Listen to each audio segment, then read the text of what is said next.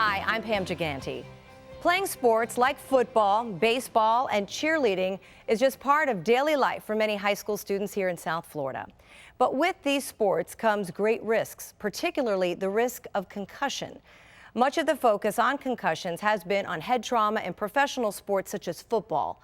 But the Miami Dolphins are looking to change the focus. They've teamed up with the University of Miami's Countywide Care High School program to get baseline tests for concussions for thousands of Miami-Dade's public school athletes. Here to share more is Dr. Gillian Hotz, director of the concussion program at the Sports Medicine Institute at Miller School of Medicine, and Jason Jenkins, senior vice president of communications and community affairs for the Miami Dolphins. Thank you both for being here to talk about this really important topic and about the special program that you have. Jason, I want to start with you. Before we get started, let's talk about that new report that came out regarding CTE, which is chronic traumatic encephalopathy. There was a study that was done on deceased football players. 10 out of the 11 had CTE. So with that information, how is the NFL at large and the Dolphins particularly dealing with that information when it comes to the health of their players? I think the main thing is to create awareness. I mean, I read the study and saw the study as you did, and I think more of what we've seen even before the study came out was a culture change. I think it's real different now than what it was in the past in terms of healthy, safe play and coming back to play. So I think the main important thing is the awareness. The culture change has taken effect, and we're excited to work with this program because if we're the Miami Dolphins, we feel we're stewards of the game in South Florida and in the local community. And if we're going to be about that, we have to really emphasize playing the game in a health and safety way.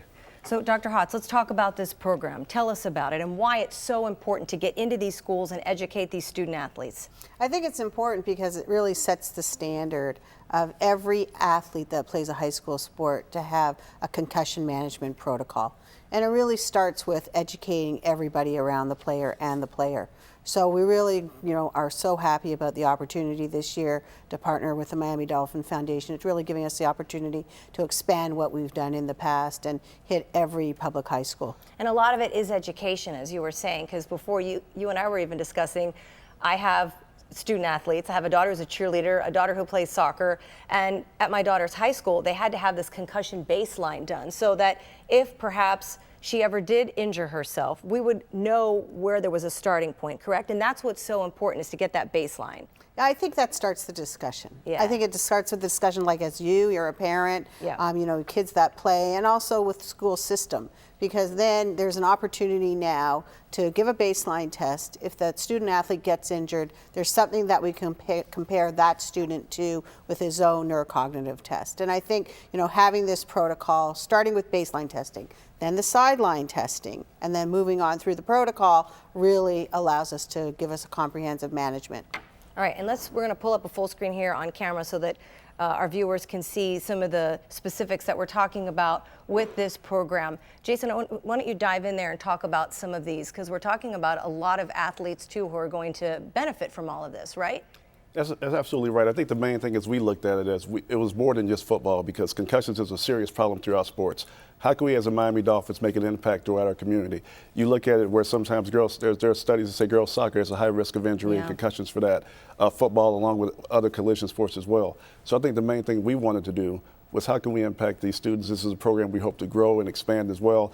We brought players, we brought teams into our facility to meet with players, bring character building as well too, along with USA Football and their Heads Up program. So we want to have a comprehensive program of how we approach health and safety for our players. It's the right thing to do. Let's talk about the education then. So if I'm a mom and I have a son who's playing football, I'm thinking I want him to have the best helmet possible. We've talked about helmets. There have been reports about different helmets that would help to protect the skull better, correct? Is that part of it? Is it also too about how to tackle? What kinds of things are we talking about, especially when it comes to the sport of football? The main thing in terms of, like you said, safety equipment is so important, what you use. We're looking in discussions and trying to work with other companies for that.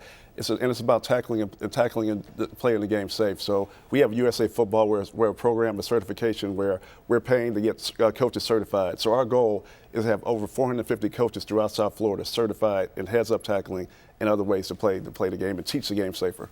So, Doctor, talk a little bit about what a concussion looks like. If I'm a mom, what kinds of things do I have to look for in my child to say, hey, maybe I should take him or her to the doctor. Maybe that hit to the head is a little bit worse than I thought. Early identification is the key. And you're looking for your kid who you know that's off. They're just not as bubbly, not as dynamic. Maybe they're complaining of headache, dizziness, not having, the ability to pay attention like they used to. They may ask you the same question over and over. They may have trouble sleeping, having trouble eating. So these are very prominent signs of something that's just not right. Yeah, we have some of those up on the screen there too. Mood, behavior, personality changes. If the child maybe is acting out or acting angry, that's a sign as well, perhaps, correct? I mean, having trouble doing their homework, being sluggish, having trouble processing what you're saying. They sort of look a little puzzled when you're talking to them. These are the things that we look for. So, do I take my child to the pediatrician or do I go to a specific concussion clinic? What do I do?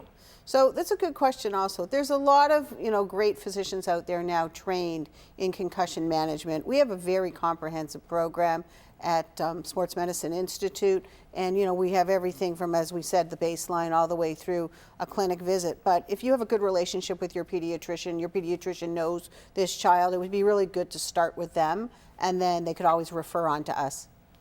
All right, so here we have up the 6 steps to play safe. So, Jason, why don't we talk about some of those as well? These are sort of the things that you would be educating these students about when you're working with them, correct? That's correct, and we will work through it through Dr. Hotz in our program. She's a real innovative thought leader in this area, one of the top people in the country. So these are programs that we've learned through them, and this is something that the Miami Dolphins can't do on their own. So partnering with Dr. Hotz, partnering with this program is key.